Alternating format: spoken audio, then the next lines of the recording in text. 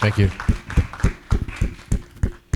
You'll have to forgive me. It'll be maybe a little weird me hearing myself. I usually do not start any set with speaking. I purposely try not to speak. So I'm delighted and happy to be able to kind of talk to you all, and it's going to be like all over the place, and that's fine. I'm going to play probably a 20 or so minute set in the middle of it, and I'm going to do the best I can to one, explain my why.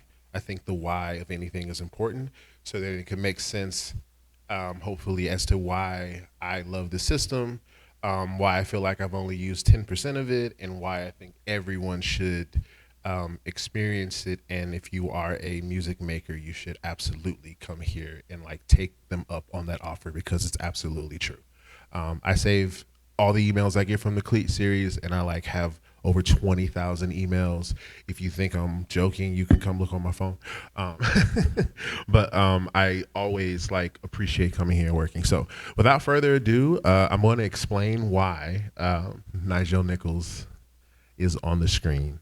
And I'm going to kind of take you a little bit through my path and like my journey of learning. So first off, I am from Robbins, Illinois. My name is Alan Moore. I'm an experimental turntablist musician. I started as and still a visual artist, sculptural artist. So just mixed media across the board. And it's really important to talk about being from Robbins because Nigel Nichols is also from Robbins. And also Robbins, and more importantly, Robbins is one of the only all-black townships in the country.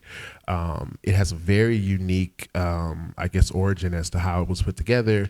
It's a very small, very rural place.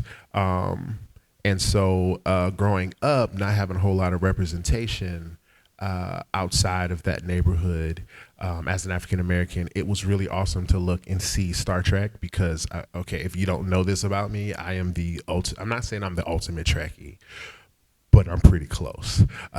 It's like been a part of my life.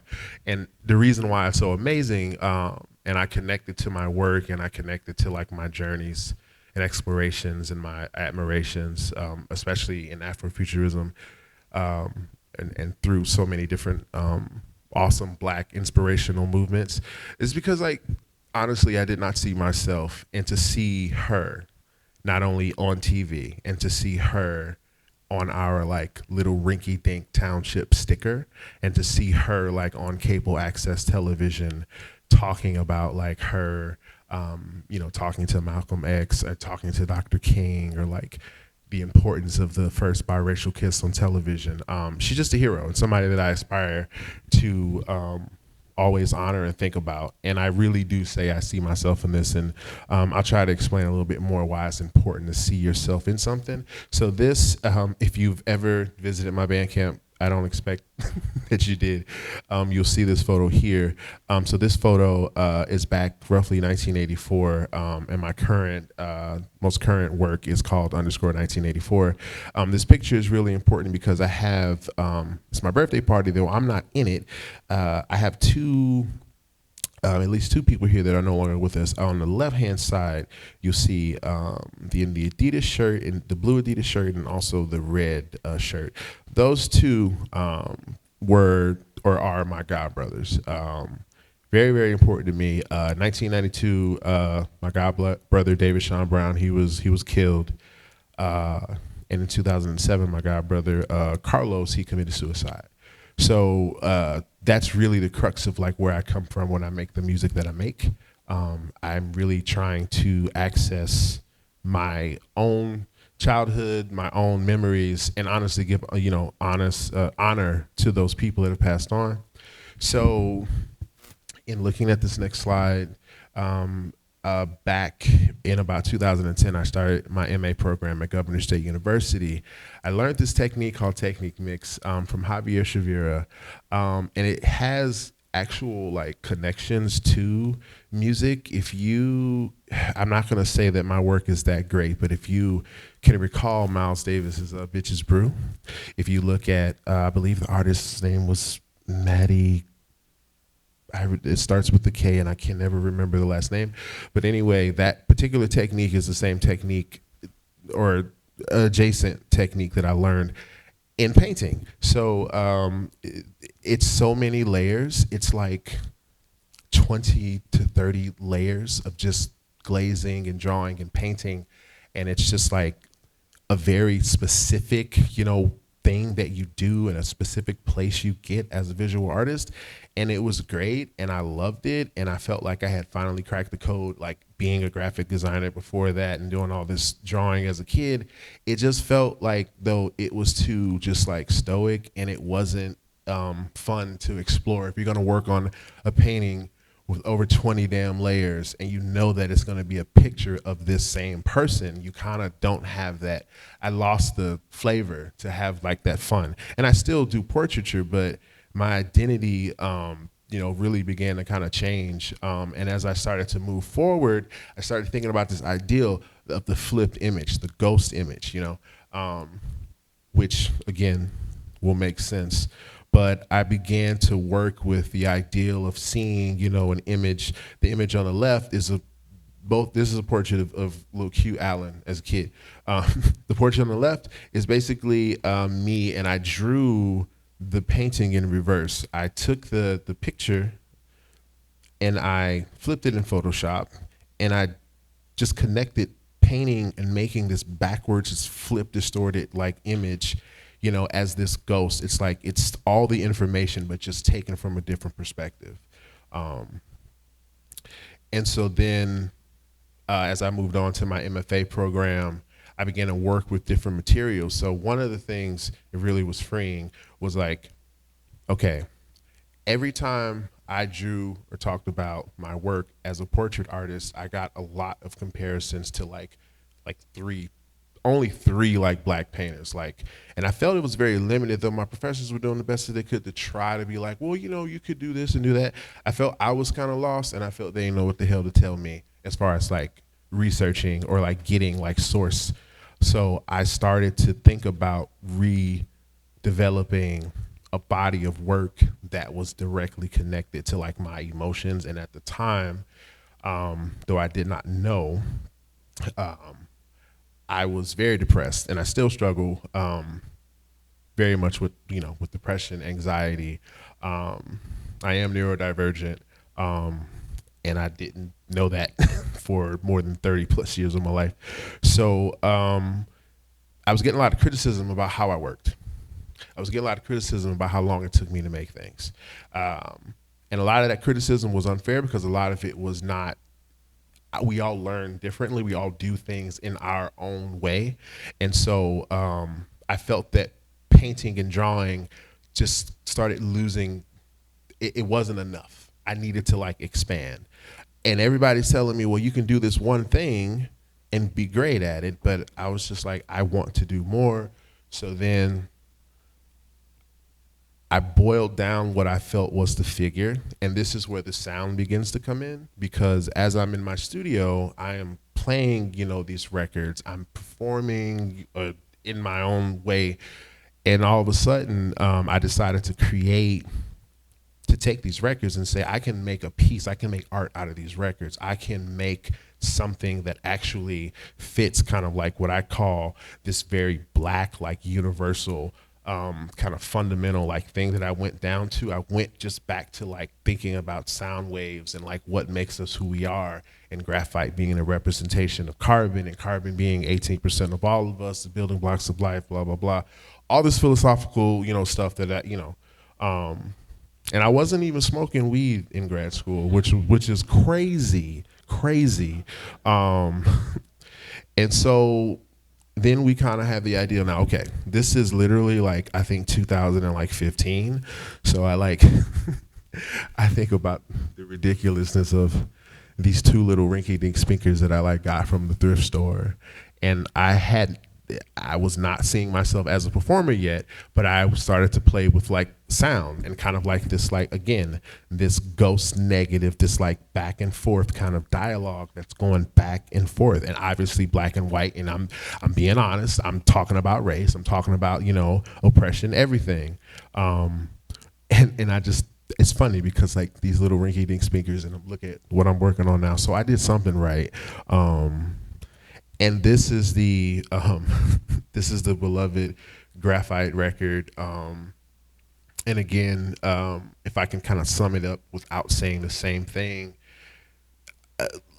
when I'm up here performing, and I will get a chance to kind of show you guys that it's really for me like playing an object. A vinyl record means so much to me. It is the perfect object, I think, to kind of like, for me anyway, to like connect me back to my childhood when me and my mother, we would play records. It's a lot of significance to the playing of a record. I don't have to get into all of that now because I really want to get more into the cleat, but just to keep, I hope it's making sense that there's a theme, like I finally broke out of like portraiture. I'm still working with the figure, and I like took the actual record, a record, and this is a Motown record. This is one of the first records I ever made, and I still have it, and I still play it pretty regularly. It is the reverse cast of an actual vinyl record. So I put substance on the record, and I pulled it, and now that is the crux of most of my performances. So the ideals really began to really think about objects and the power of objects, kind of like these like reliquary esque type like settings and installations. And so I started to make these records out of what I felt were like substances that were important. On the left, in about 2018, so in about maybe a year, I think, after I made this, I think my aunt passed away from breast cancer. And so she lived in Georgia. We would travel to Georgia, and we would go to her house, and I always was enamored with the red clay, the Georgia red clay. I don't know if anybody here has been to Georgia or is from Georgia or from the South, when you like are flying and you see that beautiful like red clay, it's like really bright and vibrant. And I've seen like stories, I've seen and heard stories and seen like my family actually eat this shit, like eating it, like, because it's so rich in iron and things like that. And so I played in it. I got ate alive by fire ants. So I literally was very careful to remove this dirt from the ground and to not capture any living creatures. And I like put it in a bag, and I knew it was going to be important. So I knew it was going to make come up in my work. The record on the right, I worked for this artist residency, Acre. I don't know if you haven't heard of Acre, if you are ever interested in being in an artist residency outside of the awesome residencies here at Elastic Arts, you should consider going out into the woods in Wisconsin. I was out there, and I made this record out of bug spray, out of ashes, out of dirt, out of spring water, and I believe that is a Janet Jackson record. I'm not exactly sure. And so then this is just one of the first installations. So the record, this is not me performing. This is just a record, and this is an installation. I hand built a speaker. Again, it's a joke compared to this amazing system. And so getting more into the ideal of casting and casting more objects. And this is just more of my visual work that, again, it's just about kind of showing like this true, like rough, like black, like surface, but it's also very beautiful. And also these are all made of the exact same materials, graphite and other things that I use to make the records. And again, kind of this cast, it keeps coming up as I keep like making these objects, these familiar objects, similar to like the records, making castings of like these things. So now I'm getting more literal with the ideal of ghost, or like a ghost record, or like thinking about that negative space kind of sitting above the record that I feel like has something that it needs to say. And obviously I had to throw in Sun Ra, because literally, like, I don't think I knew anything about Sun Ra until I started to work in this like medium. And one of the visiting artists, I can't remember his name because I would love to name drop right now. But anyway, had introduced me to Sun Ra, and I had a really awesome time, and still having an awesome time exploring and listening to the music. This is the residency. I like to show this just because I want to just show like the year And 2015, I think I'm still not performing in person. Moving forward, more work, graphite, more present work, glow in the dark. So I'm getting literal with the ghosts, and then I'm getting more literal with kind of like these perceptions of light and space. Um, so same thing. And then what's gonna bring us to me actually performing a little piece using the system. So again, this is a show that was at Cleaner Gallery, and if you look down here, this kind of proton pack. I mean, I told y'all I was a big nerd, so if y'all didn't know, I also love anime and cartoons, and the Ghostbusters was always a great like thing. That proton pack to me always looked like a record player as a kid in my crazy mind. Again, before I started smoking weed, and like I look at this now and I say, wow, like I can make this like be a record. So like I don't have the best pictures of it, but I did have like a really awesome time like connecting it and making it play through the speaker. And so if this will play, we'll see. Well, it's only playing from my speaker, but you can see that the record itself and it's creating this loop, this like loop. And so I see a lot of what the actual I see like the castings of records, like sorry about I should have put that close that Photoshop window. I see like the castings of the records like again as these like ghost images, and just that's the repetition. So here I am with this medium that I feel like I've poured a lot into, and then like I get asked to do a CLEAT system performance. And I've done it a few times, and again, I feel like I've only like scratched the surface. What I'm gonna do as far as the performance here, and then hopefully like answer questions or just converse with you all. I'm going to perform a piece that I'm actually working on right now. And so the idea too is I really want to get to the nitty gritty of teaching yourself like how to do something. So I started with music. I was trained as an artist. I think being trained as a painter really made that shit boring for me. And then the music side like has been all improv, all experimental. And so finally a system like this gives me a chance to like play these voices. So what I'm gonna do for you for the next few minutes is just kind of play a piece that I've been working on. It is literally a conversation between Huey P. Newton, Nigel Nichols, and Toni Morrison. It's really not a conversation, it's an imagined conversation that I'm playing, including the actual like distorted work that I play. So actually without further ado, I'm just gonna go ahead. Yeah.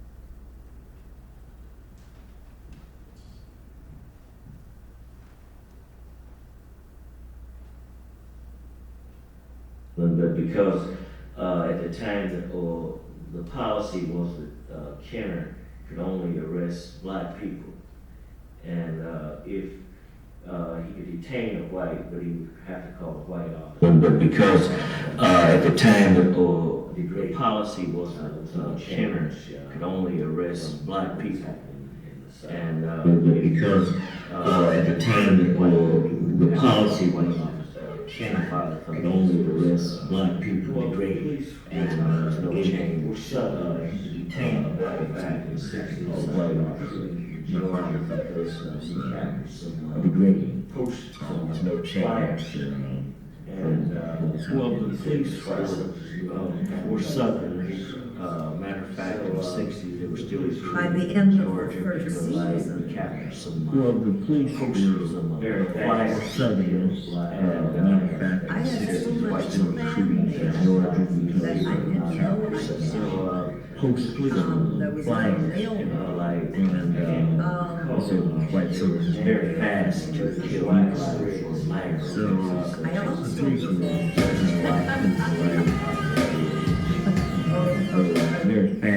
I can't recall such a particular name, but it was widespread. I can't recall any particular names, but it was widespread dislike for the police because well, the 10-point program tried to identify the basic education and aspiration. Well, the 10-point program tried to identify the 10-point program, the basic needs and came up with basically we needed education. Within the 10-point program, decent housing, we wanted fair treatment in the court. Came up with medical care. Basically, we needed education, we needed decent housing, we wanted fair treatment in the court, and wanted medical care and clothing and full employment. So the program was a comprehensive program to really lay down and blueprint for community development. So the program was a comprehensive program. Because at the time the policy was the community care could only arrest black people. And early on at the time the policy was sharing policy could only arrest black people. And but because at the time the policy was that Karen could only arrest black people. So change. The program was Southern agricultural fact, 6 the Afro-American Association of Georgia, flyer Southern. Matter of fact, quite similar to the Afro-American Association. So, flyers and from quite similar, very fast. So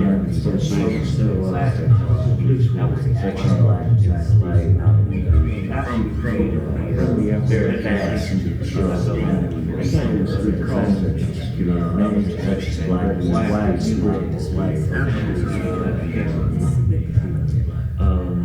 I can't recall any particular names, but it was widespread dislike for the police because of their inhumane treatment of blacks. Because I believe in faith, I believe it was stated.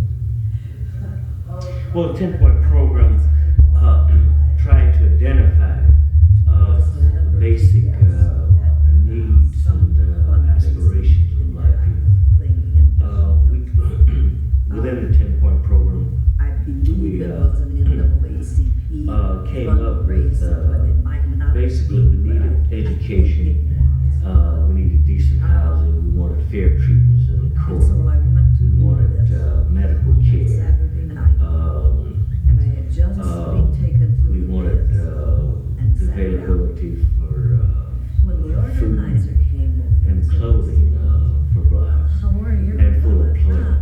And he said, So "Listen, the program was a comprehensive program to really lay down a blueprint for community development. biggest fan, looking at your, and he just said, and he's desperate to meet you. Really wants to meet you. So I said, Well, early on, I was about in the early 60s, about 1960, 61, I had started Oakland City College. At Oakland City College, I was a member, instrumental in creating the Afro-American Association. The Afro-American Association was led by Donald Ward. And the program was a cultural program to institute ethnic studies, African studies, Afro-American studies. From the Afro-American Association, we created from the Afro-American Association and stem the Slow Student Advisory Council, and that was the action group inside of the school. After we created the study classes, I felt that there was a need to do other things to affect the wider community, and I came in contact with the Black Muslims. I was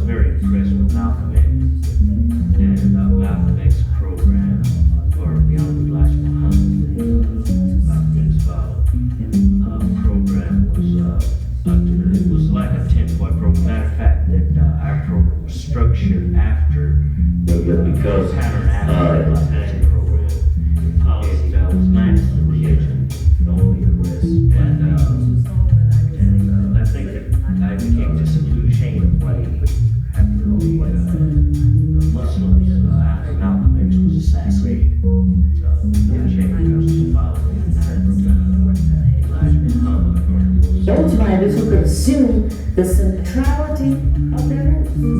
Because of that. And they didn't explain to them. Those questions were incomprehensible to them. Those questions that I was Short time after I was impressed by the white solution. But when I was I was studying politics.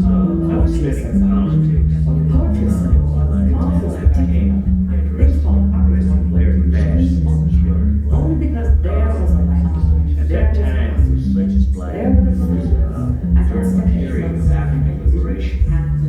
Many of the African countries recall the name, the wax spread.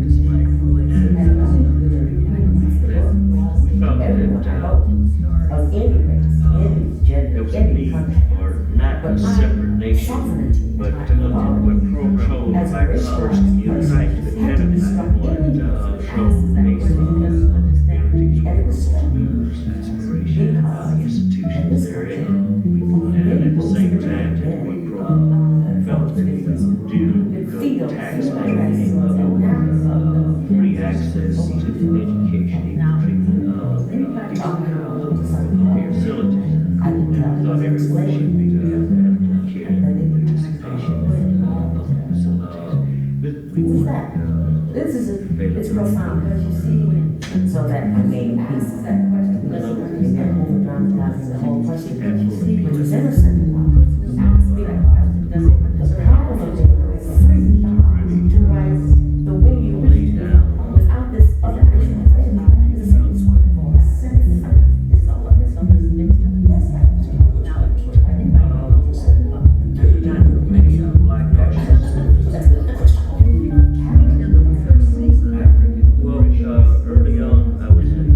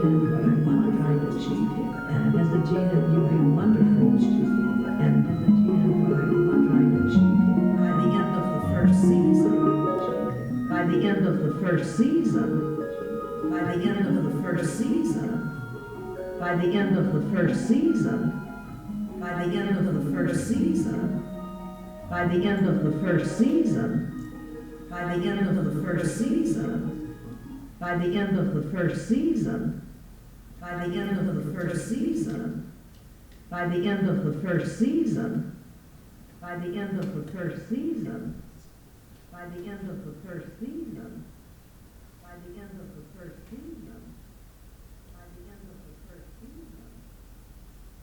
All right, thank you.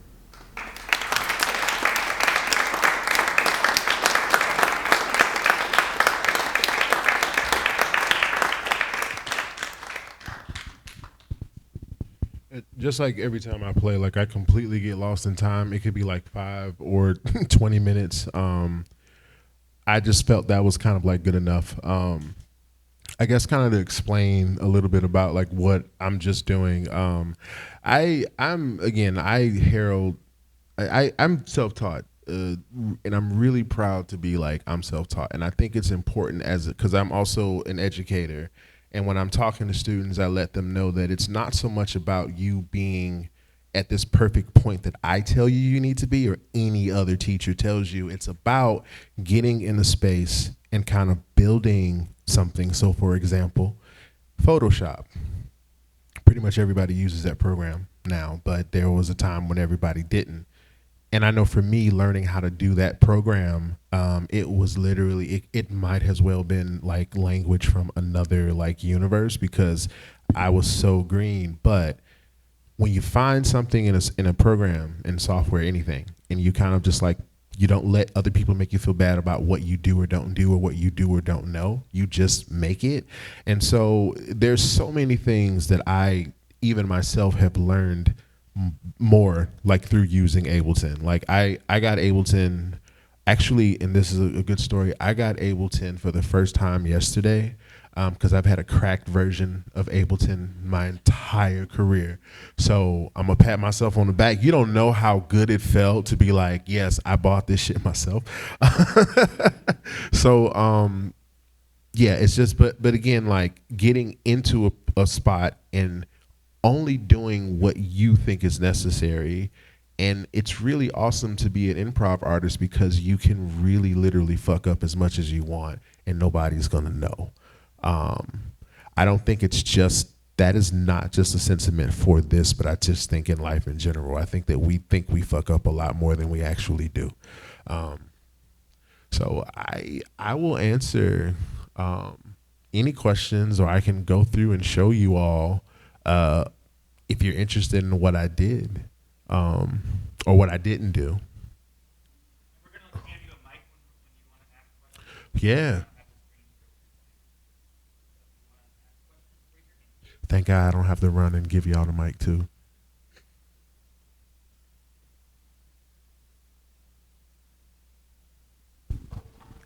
Hi, Ellen. How's it going? Hey, who do I? It's I been a don't- minute since Acre. This is Lola. You today? Lola. Lola. Oh my God. Okay, I definitely don't have my glasses on.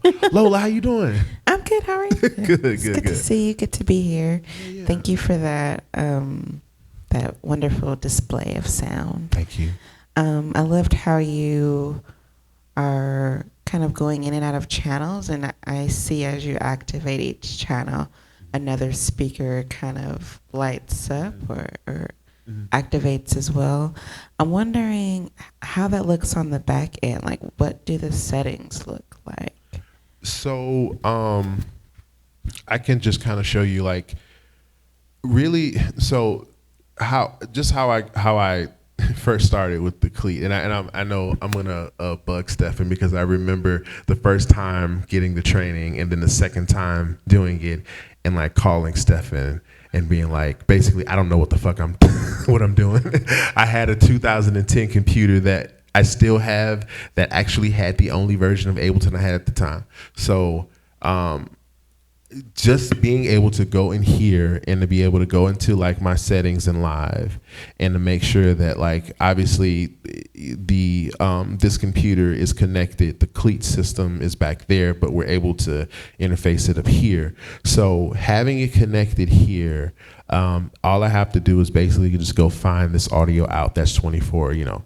And so to kind of configure it, you have to go in and manually configure and make sure that you have everything set up. So again, I am not an Ableton expert at all, but I think once you do this like once or twice, you really get into using it.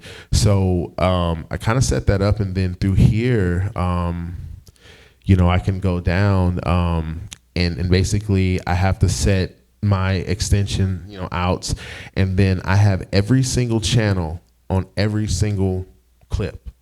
Every single channel was there, both the mono and the stereo. So for me, and it's real simple. It's just like taking and switching, so I can take certain parts of the conversations and just kind of move it around the room. And like in my imagination, I'm like, you know, people are hearing all of it, but everybody's hearing a different version of it. So does that answer your question? Yes, absolutely. Okay. I do have a follow-up question. Yes. One more. Please. I see that you're pulling from kind of sound bites and found sounds, but for the more static beats, are you creating the sound yourself on an actual instrument, or are you going into Ableton Live?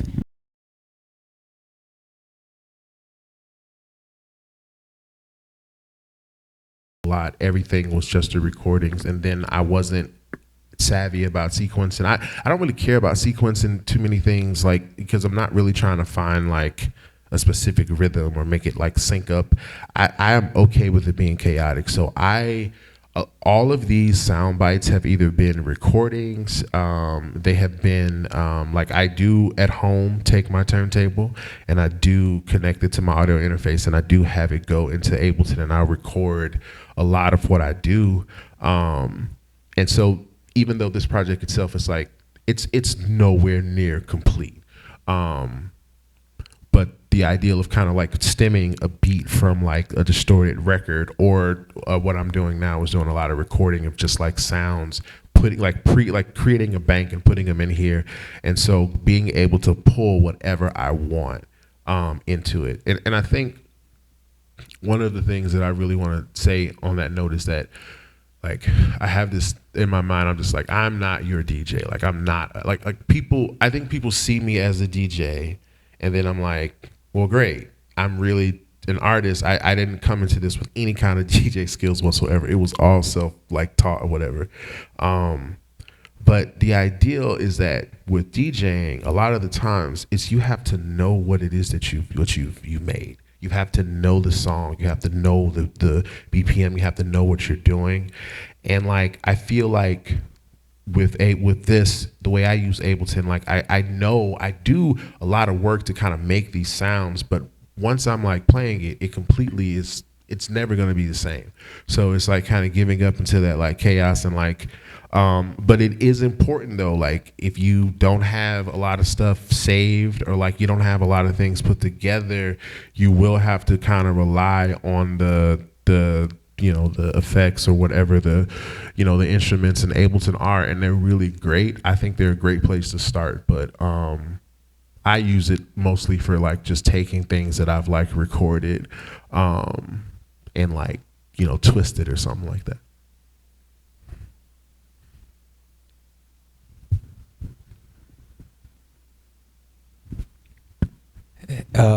Did you know like each channel that the speaker was, or were you figuring that out in real time, feeling it out? Real time.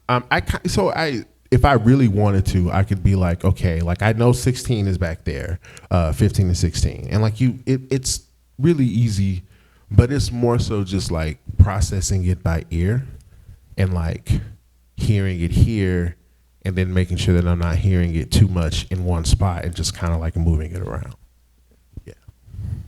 And then did you go to Richards?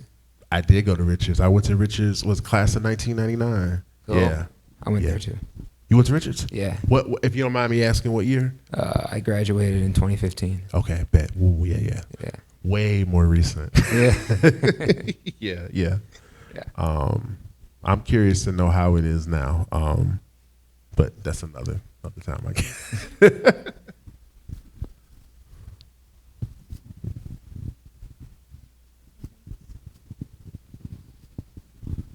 Hi, thank you for the performance. I'm wondering if you'd be willing to talk a little bit about your selections for sounds, whether that's drums or voice, and what was your process for making those decisions? So really, I guess it gets a little bit more for me into like I guess my like thematic like ideal of like making it sound like chaotic, but catching little bits of like pieces that I'm like, okay, like I do actually, or I have like spent a lot of time say with these sound bites, or kind of like watching, and not even for like music, but just for like my own like, my own knowledge. And so like bringing them in as kind of whole clips, and then having this like giant, like area so that I can like cut, sample, and like loop whatever I want to loop over and over again. So me choosing that is really just trying, like at first I'm trying to hear the first voice through every channel. I want to hear kind of like an echo. And then that kind of goes into, well, now that I hear that, I have to bring in Tony. I have to bring in Nigel Nichols. I have to bring in these voices. And then I also, it's a process. And the truth is being up here is the most cathartic, like when I'm in that process, like it's very cathartic. Yeah. I hope that answers your question. I mean, I can keep trying. There's always a follow-up question. That's fine. Yeah, please. I meant also, so you have Huey P. Newton and Nichols, and I was wondering how you chose those, and did they have some sort of like other deep meaning? Was there like a connection that you know about, like, oh yeah, this person dated my cousin and blah, blah, blah, or if there was any other process there? No. Okay, well, I can. So there's not a connection that I know of them. My personal connection, I'll say so I knew a Black Panther. I knew a Panther that was in our neighborhood in Robbins. His name was Larry Fields. He actually passed away a few years ago. And I just remember like all of us just like looking at like, well, he was a Black Panther, like what? And so like that's the only connection that I kind of have, and outside of the fact of like looking at these people as like Black like heroes, hearing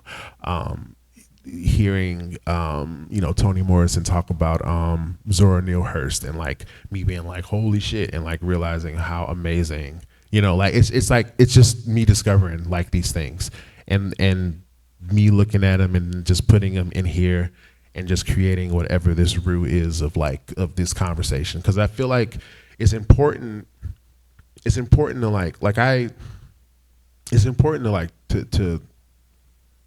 hear.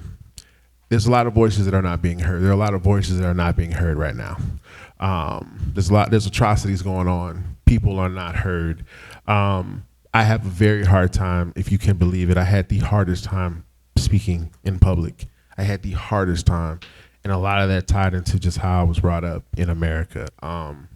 So giving space for people to speak, even if you can't understand what they're saying, you still need to listen. So that's really why, to me, you're witnessing me hear this, and I'm glad that you're hearing it as well.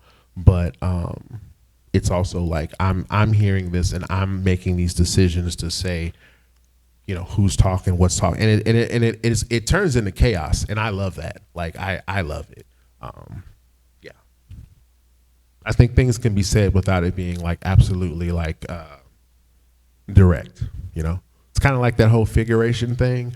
Like you can like say something without it. Like if you're a painter, it's super easy to paint something in the middle of the canvas and paint a face. We all know what that is, but to like actually say, well, where do abstract expressionists come in, or where do all this other stuff come in? Because it's challenging what the figure or what the main thing is. I might be going on a crazy tangent, so I'm gonna pull it back a little bit. Yeah.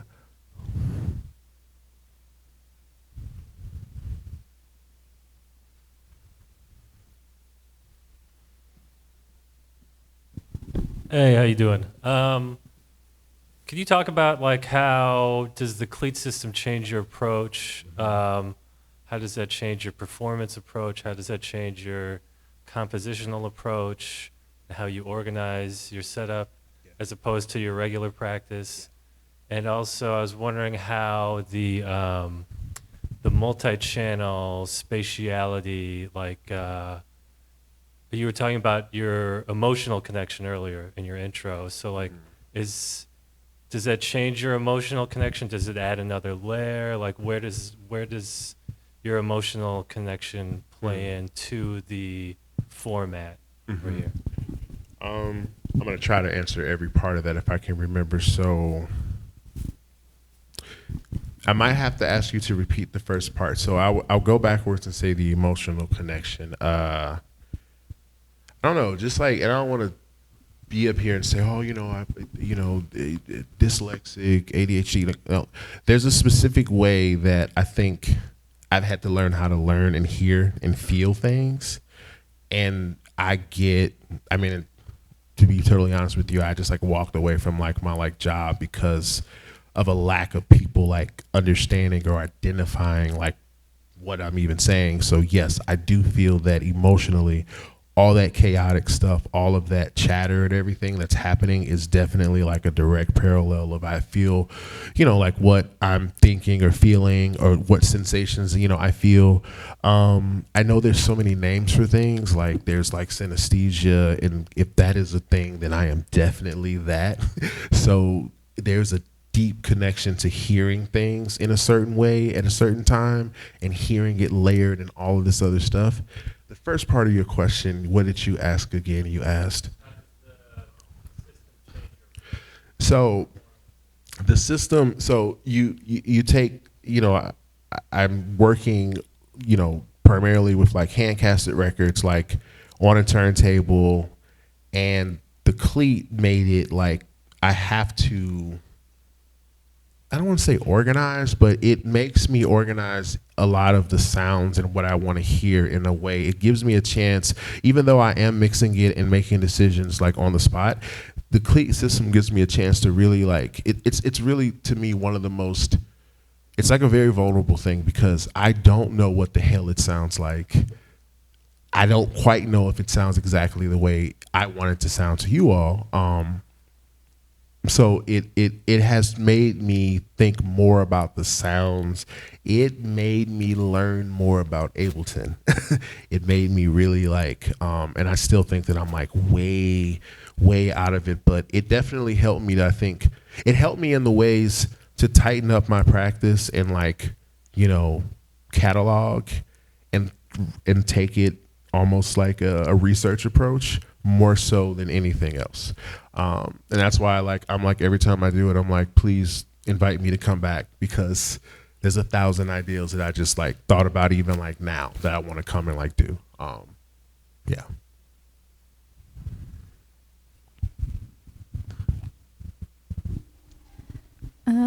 Hi.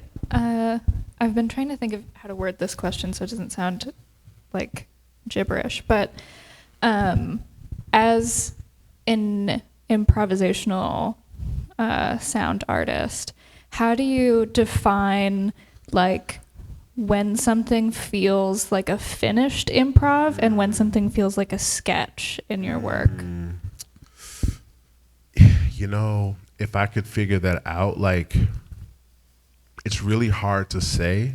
I definitely feel like this is a sketch. I feel like every performance on the CLEAT is a sketch. Like, I really do feel like it's that way. But I don't know. To know when something really is finished is a really hard like thing. Like I would feel more, I think, willing to tackle that. Like I have to finish this thing. Like say if I was like making like a piece or like a composition, But since the Cleat, I've interacted with it where everything is just kind of like live and it's like decision based. It all feels like a sketch, which for me is a good place to be.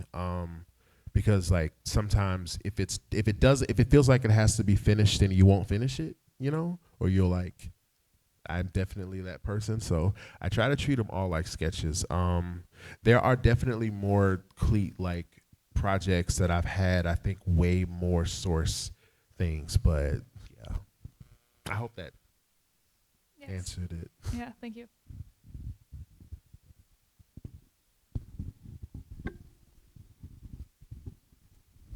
Hey, Alan. Hey. Yeah, I'm glad you're here. This is my first time hearing you properly on this system. So I've seen you do your thing a bunch of times. And I wanted to say, first of all, you're selling yourself a little bit short by not claiming the status of being a DJ.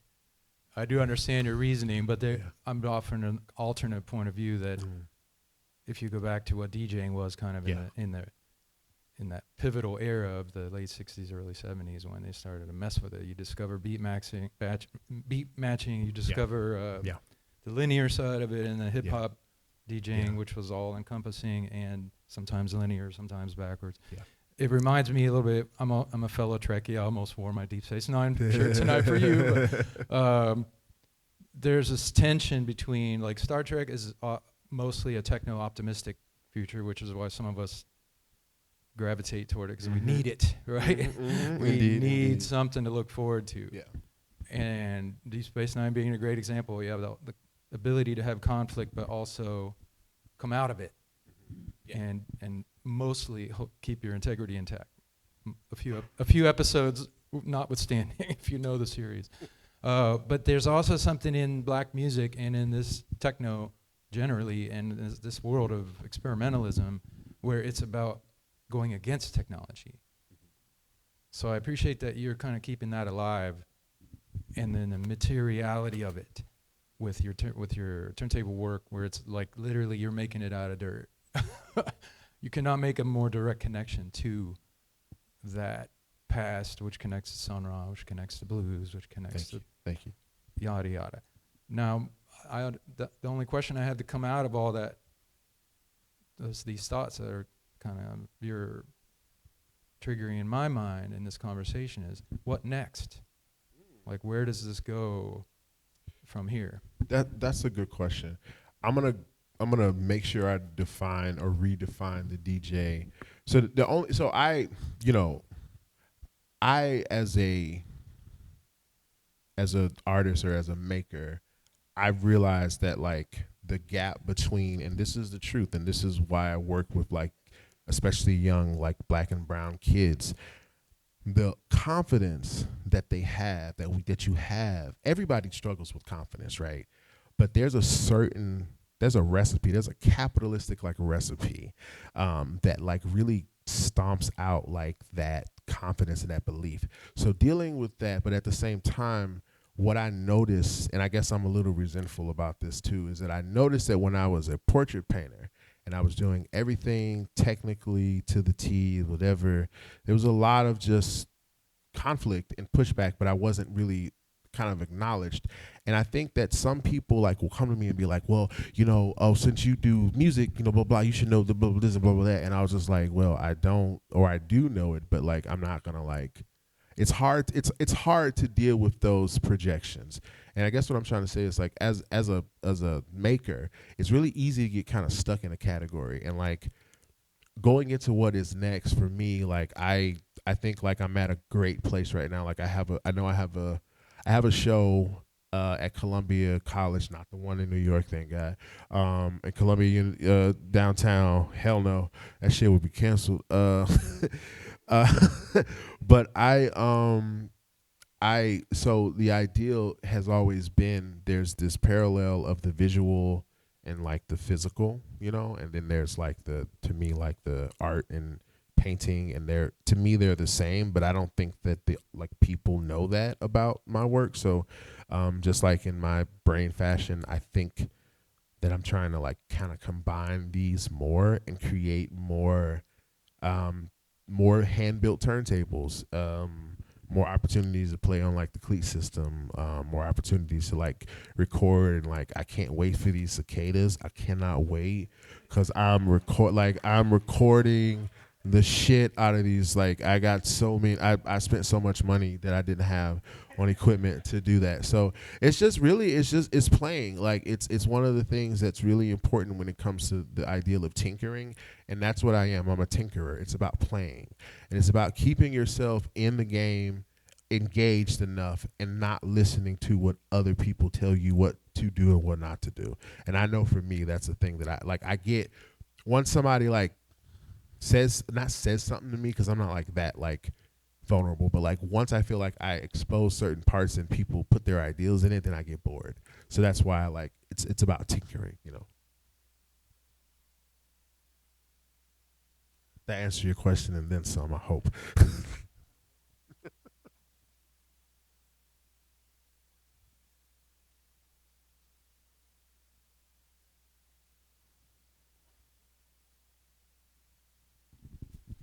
Hi. How has your approach to the cleat changed over time? Like, what have you felt like you've discovered out of the process of using it more? What direction? I want to make sure okay, there you go. Okay. You say that again. Say what has the cleat like? Like, how has your approach to it changed over time since you've had like multiple performances at this point and you've had time to get familiar with it? How do you feel like you've used the system more? How has your approach changed specifically? I feel like again it really has helped me to understand more about Ableton, and not just Ableton but like even other like programs. It really has helped me to like go beyond using just like the turntables. It's helped me to like really think about like composing like compositions, or when I'm ready to be maybe make something that's more beat driven or something that's more, you know, composed or something. Like it's really, I think it's really helped me to like it's that tool. Like Ableton and the Cleat to me are like these tools that really are so necessary. I don't think I would have had even the interest to work in Ableton if not for the Cleat system. Like sincerely. Yeah. Cool, thank you. And also, I see that you have like some equipment that you're using. Like what is your setup? Yeah, thank you. Actually, so usually I'm using I have this Newmark turntable. So I got tired of lugging a coffin and Technics around, and I have like I like hurt my shoulders in my sleep apparently because I'm getting older. So I can't carry the heavy things, so it has to be more compact things. I have this Chaosillator pad or this Chaos pad. And again, it's like this thing I had no clue how to use, like was so intimidated by it, and it took me a while to get used to it. But I primarily use turntable, Chaos pad, and then I'll have like a Workstat synth, like a really basic synth. I've also started adding effect pedals. So I have an Atreides that I use sometimes. There's a microcosm that I just recently got. So yeah, getting a chance to like, because I know that it's the same things that I can do in Ableton, but it's like now I'm knowing, you know, I'm like expanding. So it's been for me a pretty slow crawl because I'm a perfectionist and I like to be perfect at things, and you can't be perfect. I can't be perfect with this, and I have to accept it. Like, you know, but yeah. Great, thank you.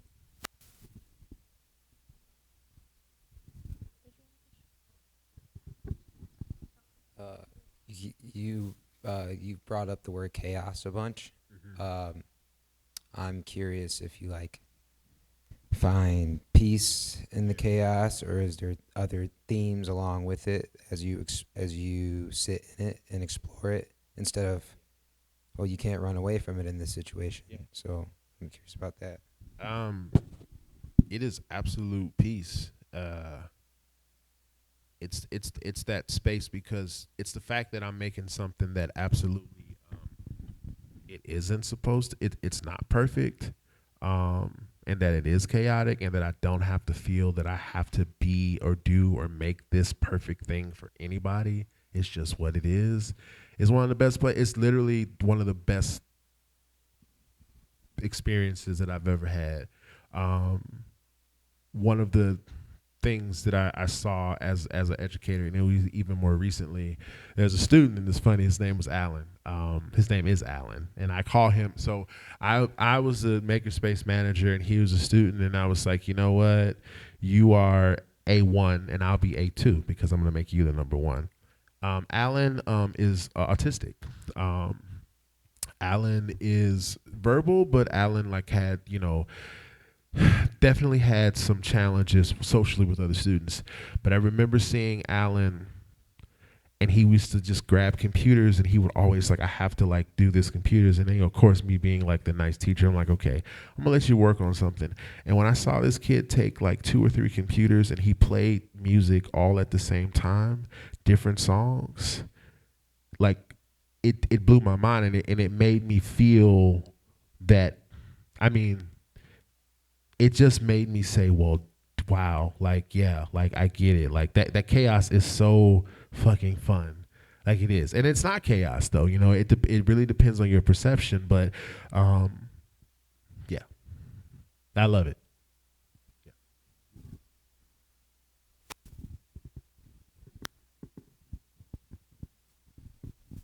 Hello, and thank you for sharing your work. I was wondering, especially for someone who came from a visual art background, are there certain sounds that you're drawn to when you're working? And then are there certain sounds on this system that inspire you, or like combinations of sounds?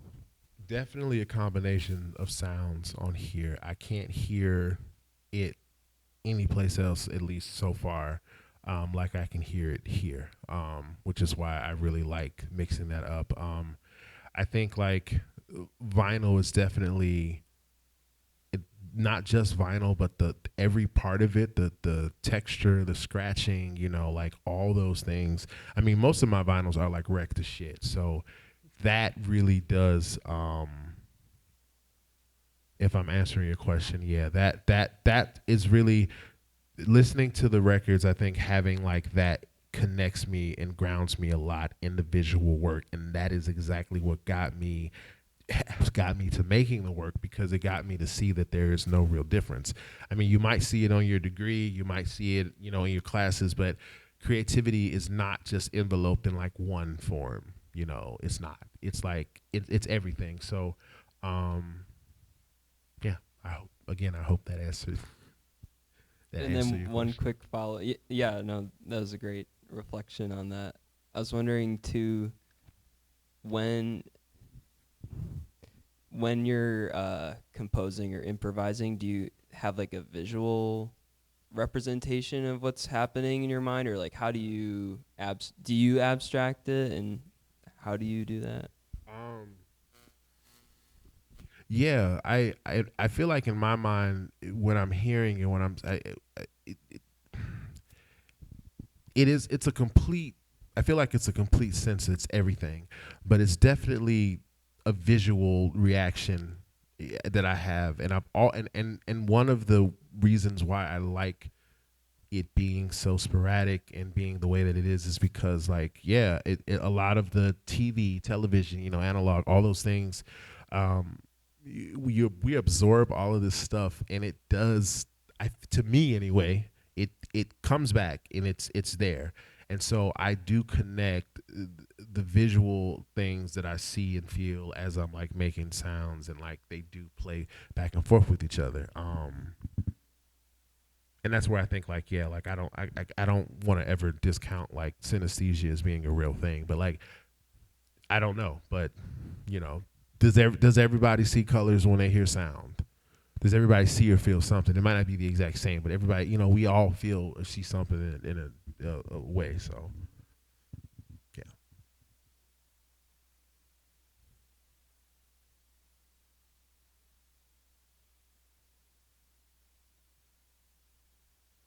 I've listened to some of your stuff online, and this performance was primarily like a conversation with some other sounds. And so I'm curious, not having seen previous CLEAT performances, what combinations or sounds or like ideas you're using the CLEAT system to explore. Like, so like besides a conversation, what other composition like or sounds have you mixed together on this system? You know, I think one of the next things I really want to do is really work more with like scratching, um, and laying as many scratches as possible on top of each other, and just kind of like make distortion. That's I think that's like the next thing that I want to like do with like this and like the system. Yeah. Yeah. I heard somebody say do it. Yes, I'm, I'm gonna do it. Yeah, it's a lot. It's endless. I think it's really endless. It's rare that you can find a tool that can inspire you. Like it challenges you and it also inspires you to like that's the best place to be uncertain. And the cleat definitely makes you. I don't want to say like it makes you uncertain, but it does make you think about it. You can't just wake up and just show up and just like do it. Like even if you do that, you have to have at least an idea of the sounds and like the themes that you want to like make like, and it can be as technical as you want it or not. I've seen great performances here with the cleat where I felt on one hand it was everywhere and everything, and then others where I couldn't tell what was coming from where, and it was so subtle. And I think both were amazing. I might try that latter part one day, maybe.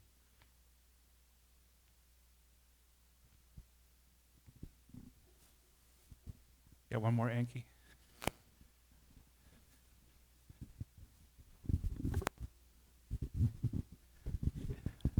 Just one more. I was wondering, I came from visuals and static media to time-based. And for me, going from photography to kind of VJ was this weird thing, and I make bad sounds. Just kidding.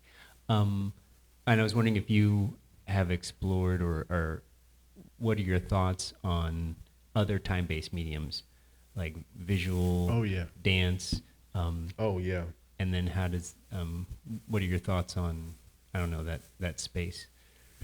Again, I have to give credit to Elastic for so many reasons, because this is the place where all of that has like intersected for me. I do very much love collaborating with like dancers and like movement. That was cool. But I don't want to blow nobody's stuff up. So I'm sorry, and let me. So the first part of your question again, say if you can say that one more time. I'm sorry. I forget something about I don't know, DJs, time-based DJing and time. Okay, yeah. DJing and time-based. So I actually am really interested in, because I started off when I did these. I started off with projection maps, and the idea was that the sound was always reactive to the projection maps. And actually, my time artist teacher, Bart Woodstrip, from NIU, actually was the person that I think really who had maybe technically was the furthest away from what I was doing, but also helped me to like understand and to put other things into it.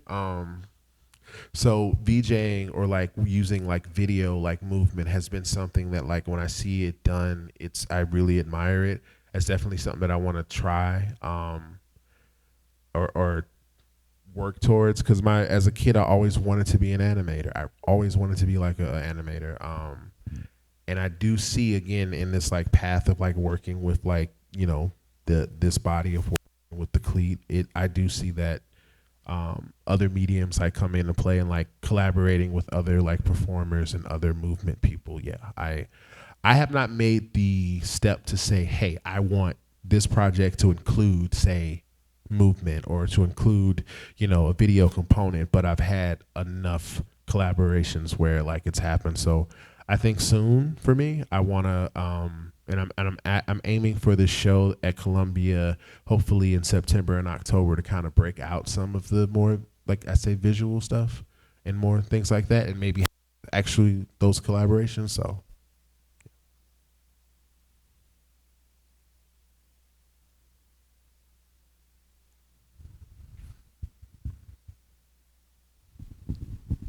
Hi.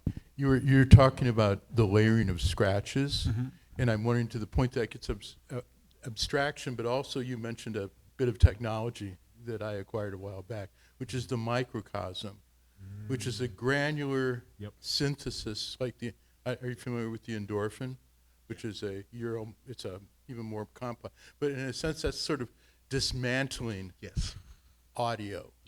In a sense, and I was also thinking about the notion of motion because somebody posted a Man Ray clip, particles, and I said, well, that's granular. That's granular audio, and it's not time-based in that sense, except it exists within a durational space. But I wonder what you thought about the idea of your kind of work model and this idea of granular synthesis of taking sounds and breaking them down. To the point of abstraction. I do see a lot. I do see it as deconstruction, and deconstructing a lot of sounds. And that microcosm, like I'm even more intimidated by that than I think the CLEAT at this point, at least to start. I take a while to like get into like learning how to do it, use it. But yeah, I find, at least to me in like a philosophical sense, like I do find, like as the work that I'm working on now that has a lot of glow in the dark elements to physical work and the ideal of kind of like this, like I'm interested in the moment, that it's glowing, but I'm interested in that fade. And I'm interested in like those photons, like, like spreading out or whatever they're doing. So the microcosm, that particular device, I feel like I'm so excited about using that, like, and really like breaking it down. And I do think that that's going to get more other like variations of like sounds and like music or deconstructed music. I've performed with it a few times. I have performed with it. Actually, I'm pretty sure I performed with it here. And I still think that I'm not quite like used to it because I said I'm a perfectionist, but it sounds like I've actually, if I'm not mistaken, it might even be in these recordings because I've recorded some, damn it. I don't know if I can remember which one because then I also like label a lot of these like ridiculously silly. But yeah, so some of these it is a great machine. Yeah. And I hope to have it more. And I actually run it, then I run it through the Chaos Pad. So exactly. Yeah.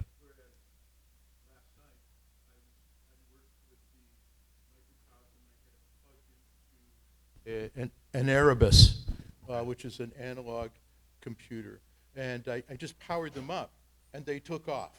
Wow. Yeah. It just started doing its thing.